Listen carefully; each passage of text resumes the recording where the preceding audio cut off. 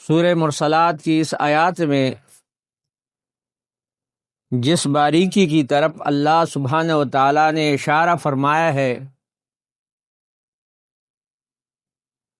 اس کی طرف آپ حضرات کی توجہ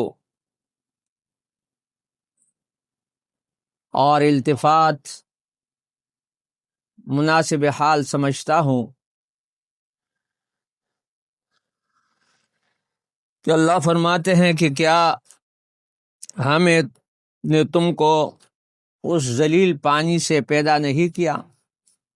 الم نخلقکم من ماء مہین، اس ذلیل قطرے سے اور بیکار قطرے سے اللہ فرماتے میں نے تمہاری خلقت کی، اور پھر اس قطرے کو ہم نے قرار مکین میں ہم نے اس کو جگہ دی۔